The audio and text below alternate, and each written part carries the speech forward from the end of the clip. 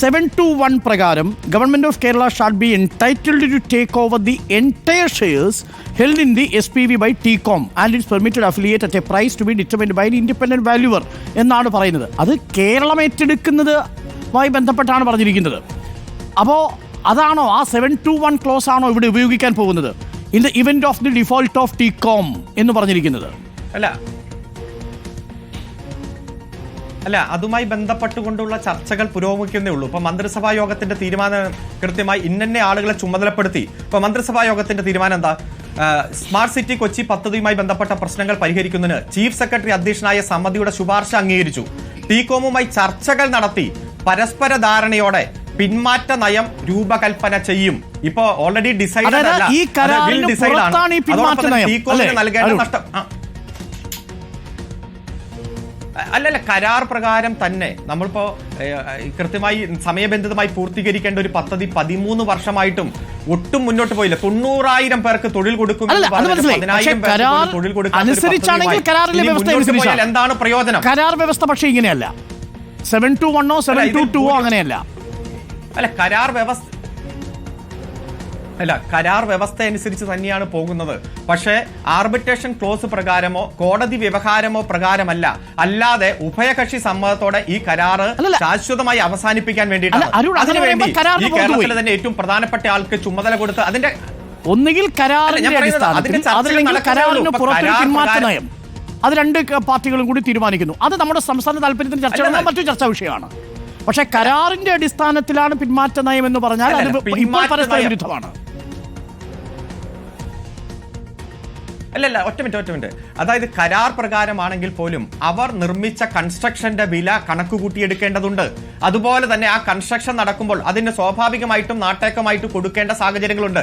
അവ പരസ്പര സമ്മതത്തോടെ പിരിയുമ്പോഴുള്ള കണ്ടീഷൻ അതാണ് രൂപകൽപ്പന ചെയ്യാൻ ഏറ്റവും വിദഗ്ധ സമിതിയെ തന്നെ നമ്മൾ അപ്പോയിന്റ് ചെയ്തിരിക്കുന്നത്. അവസാനിപ്പിക്കുമ്പോൾ ഒരു പിന്മാറ്റ നയം രൂപീകരിക്കാൻ പോകുന്നു. അതിന്റെ ലക്ഷ്യം സതുദ്ദേശമാണെന്ന് ചീഫ് സെക്രട്ടറി ഇന്നലെ തന്നെ പറഞ്ഞു, ഇന്ന് മന്ത്രിയും പറയുന്നു, ഇന്നിപ്പോൾ അരുണും പറയുന്നത് അത് തന്നെയാണ്. അതായത് വളരെ വേഗത്തിൽ ഒരു നിയമ നടപടികളിലേക്ക് കുടുങ്ങി വർഷങ്ങളോളം ഒരു നിയമയുദ്ധത്തിന് പോയി പരസ്പരം വെറുപ്പിക്കാതെ വളരെ പെട്ടെന്ന് പിന്മാറാൻ വേണ്ടി സർക്കാർ ഒരു പിന്മാറ്റ നയം രൂപീകരിക്കുന്നു. ആ പിന്മാറ്റ നയം കരാറിലെ വ്യവസ്ഥകൾക്ക് കൂടി ഉൾപ്പെടുന്നതാണ് എന്നതാണ് CPM വാദിക്കാൻ ശ്രമിക്കുന്നത്. പക്ഷെ അതെങ്ങനെയാണെന്ന് എനിക്ക് മനസ്സിലായിട്ടില്ല. പക്ഷേ അങ്ങനെ ഒരു പിന്മാറ്റ നയം സംസ്ഥാനത്തിന്റെ വികസന താല്പര്യത്തിന് ഗുണകരമാണെങ്കിൽ നമ്മൾ അതിനെ പിന്തുണയ്ക്കേണ്ടതുണ്ടോ? ജോസഫ് സി മാത്യു. അരുണ, ഈ പിന്മാറ്റ നയം എന്ന് പറഞ്ഞാൽ എന്തുവാണ്? നിങ്ങൾ വേറെ ഏതെങ്കിലും ഒരു പദ്ധതിയിൽ ഇങ്ങനെ ഒരു കാര്യം കേട്ടിട്ടുണ്ടോ? പുതിയ ചില പദങ്ങളൊക്കെ വരികയാണ്, അതിന് വലിയ വലിയ ഗ്ലോറിഫൈഡ് ടേമൊക്കെ കൊടുക്കുകയാണ്. എന്നിട്ട് ഇവരിപ്പോൾ പറയുകയാണ് കഴിഞ്ഞ വർഷം പകുതിക്ക് എങ്ങാണ്ട് വെച്ച് ഈ പ്രശ്നം ഐഡൻറ്റിഫൈ ചെയ്തു, എന്നിട്ട് ഒരു ചീഫ് സെക്രട്ടറി തല സമിതി പഠിച്ചുകൊണ്ടിരിക്കുകയായിരുന്നു എന്നൊക്കെ പറയുകയാണ്. പക്ഷേ കഴിഞ്ഞ വർഷത്തെ സർക്കാരിൻ്റെ നേട്ടങ്ങളുടെ കൂട്ടത്തിൽ സ്മാർട്ട് സിറ്റി കുതിച്ചു കയറുകയാണെന്നാണ് പറഞ്ഞത് ജനങ്ങളോട്. അപ്പോൾ ഇത് ഒന്നാമതേ വസ്തുതയൊന്നും ജനത്തോട് പറയത്തില്ല, രണ്ടാമത് കളവ് തന്നെ പറയുകയാണ്, മൂന്നാമത് നടക്കുന്നത് മുഴുവൻ പിന്നാമ്പുറ ചർച്ചകളാണ്. ജനങ്ങൾക്ക് ഇതൊന്നും അറിയാനുള്ള ഒരു അവകാശവും ഇല്ലെന്നാണ് ഇവർ മനസ്സിലാക്കി വെച്ചിരിക്കുന്നത്. ഒരു കരാർ മുഴുവൻ ഉണ്ടാക്കി government on behalf of the governor of Kerala എന്ന് പറഞ്ഞ് സൈൻ ചെയ്തൊരു കരാർ നിലനിൽക്കെ ആ കരാറിന് പുറത്തുള്ള ഏതാണ്ട് ഉഭയകക്ഷി സമ്മതപ്രകാരം സ്പെഷ്യൽ മാരേജ് ആക്ട് പ്രകാരം വല്ലതും ആണോ? എനിക്ക് മനസ്സിലാകുന്നില്ല. ഇതെന്തുവാണ് ഈ പറയുന്നത്? നിങ്ങളൊക്കെ കമ്മ്യൂണിസ്റ്റ് പാർട്ടിയുടെ പ്രവർത്തകരല്ലേ? നിങ്ങൾ CPM ആണ് ഭരിക്കുന്നത്, പിണറായി വിജയനാണ് മുഖ്യമന്ത്രി എന്നുള്ളത് ശരി. എന്നാലും കേരളത്തിലെ ജനങ്ങളുടെ മുന്നിൽ നമ്മൾ കഴിഞ്ഞ 10-25 വർഷമായിട്ട് സംസാരിച്ചു കൊണ്ടിരുന്ന ഒരു പദ്ധതിയെക്കുറിച്ചല്ലേ ഈ സംസാരിക്കുന്നത്. ഇതൊരു പുതിയ കേരളമാണ്, ഇത് നമുക്കൊന്നും മനസ്സിലാകുന്നില്ല. നമ്മളെല്ലാം വിദ്രോഹ ശക്തികളാണ് എന്ന് പറഞ്ഞാൽ ശരി. ഇപ്പോൾ കരാറിന് പുറത്താണ് തീരുമാനിക്കുന്നതെന്ന് പറഞ്ഞാൽ പിന്നെ അരുണ് ഞാൻ എന്തിനെക്കുറിച്ച് സംസാരിക്കാനാണ്? കരാറിനകത്ത് നിന്നുകൊണ്ട് സംസാരിക്കാനാണെങ്കിൽ നമുക്ക് സംസാരിക്കാം. അതിൻ്റെ ക്ലോസ് 11 ഇൻഡിംനിറ്റിയുടെ ഒരു ക്ലോസ് ഉണ്ട്. TCOM ഒരു വീഴ്ച വരുത്തിയ ഘട്ടത്തിലാണെങ്കിൽ ഗവൺമെൻറ്റിനോ ഇൻഫോ പാർക്ക് സൊസൈറ്റിക്കോ അങ്ങനെ സർക്കാരിൻ്റെ പ്രതിനിധികൾക്ക് ആർക്കെങ്കിലും ഒരു ലയബിലിറ്റിയും ഇല്ല എന്ന് പറഞ്ഞാൽ അങ്ങോട്ട് കൊടുക്കാനുള്ളത് 0 എന്ന ആ ക്ലോസ് തന്നെ തീരുമാനിച്ചു കഴിഞ്ഞു.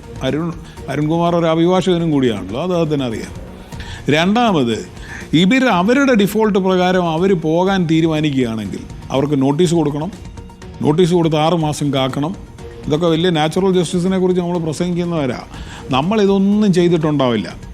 അപ്പോൾ അത് കൊടുത്ത ശേഷം നമ്മൾ ഇതുവരെ അതിൻ്റെ അകത്ത് മുടക്കിയ തുക എടുത്തിട്ട് അവരെ പറഞ്ഞു വിടണം. അവർ വീഴ്ച വരുത്തിയതാണ്. നമ്മൾ അവരുടെ ലീസ് എമൗണ്ട് കിട്ടിയിട്ട് ബാങ്കിലിടാൻ വേണ്ടിയല്ല 146 കോടി രൂപ കൊടുത്തിട്ട് ജനങ്ങളെ ഒഴിപ്പിച്ചത്. ഈ 146 കോടി രൂപ കൊടുത്ത് ജനങ്ങളെ ഒഴിപ്പിച്ചിട്ടാണ് ഈ 91 കോടി രൂപയ്ക്ക് ഇവന് ലീസിന് കൊടുത്തത്. അപ്പോൾ അതുകൊണ്ട് ഈ നമ്മളിതെല്ലാം മറന്നേച്ച് അവർക്കെന്തോ നഷ്ടം വന്നു എന്നുള്ള രീതിയിൽ സംസാരിക്കുകയാണ്. അവർ നമ്മളോട് പറഞ്ഞ വലിയൊരു ചുമതല ഏറ്റെടുക്കുന്നതിൻ്റെ ഭാഗമായിട്ടാണ് നമ്മളിവിടുത്തെ IT വികസനത്തിൻ്റെ ഭാഗമായിട്ടാണ് അത് കൊടുത്തത്. അതിൽ വീഴ്ച വരുത്തി. അപ്പോൾ ശ്രീ അരുൺകുമാർ പറഞ്ഞ ഒരു കാര്യം ശരിയാണ്, ഇവരെ ഇത് നേരത്തെ പറഞ്ഞു വിടേണ്ടതായിരുന്നു. നമ്മൾ അതിനുവേണ്ടിയാണ് പ്രതിവർഷം നിർമ്മിക്കേണ്ട കെട്ടിടം, അതിലെത്ര IT വേണ്ടിയുള്ള കെട്ടിടം, നമ്മളവരോട് പറഞ്ഞത് നിങ്ങൾക്ക് IT കമ്പനിയല്ല, നിങ്ങൾക്ക് ജോലിയൊന്നും തരാൻ കഴിയില്ല, നമുക്കറിയാം. അതുകൊണ്ട് നിങ്ങളുടെ നിയമപരമായ ബാധ്യത എന്ന് പറയുന്നത് കെട്ടിടം നിർമ്മിക്കുക എന്നുള്ളതാണ്. ആ കെട്ടിടം നിർമ്മിക്കുക എന്നുള്ള കമ്മിറ്റ്മെൻറ്റ് അവർ പാലിക്കാതിരിക്കുമ്പോൾ ഡയറക്ടർ ബോർഡിൽ അത് ചോദ്യം ചെയ്യാനാണ് മുഖ്യമന്ത്രി ചെയർമാനായിട്ടും IT സെക്രട്ടറി പ്രതിനിധിയായിട്ടും ഡയറക്ടർ ബോർഡിൽ ഇരിക്കുന്നത്. അപ്പോൾ അത് ചെയ്തില്ല എന്ന് പറഞ്ഞാൽ ആ പിഴ ആദ്യമേ ജനങ്ങളോട് ഏറ്റുപറയണം. ആദ്യം UDF സർക്കാരും അതിനുശേഷം വന്ന LDF സർക്കാർ ഇപ്പോഴത്തെ 8-9 വർഷത്തെ പിഴയും ഏറ്റു പറയണം. എന്നിട്ട് നിയമപരമായി ഒപ്പിട്ടൊരു കരാറിന് പുറത്ത് ഉഭയസമ്മതി പ്രകാരമാണ് പ്രവർത്തിക്കുന്നതെങ്കിൽ അതിൻ്റെ പേര് അഴിമതി എന്നാണ്.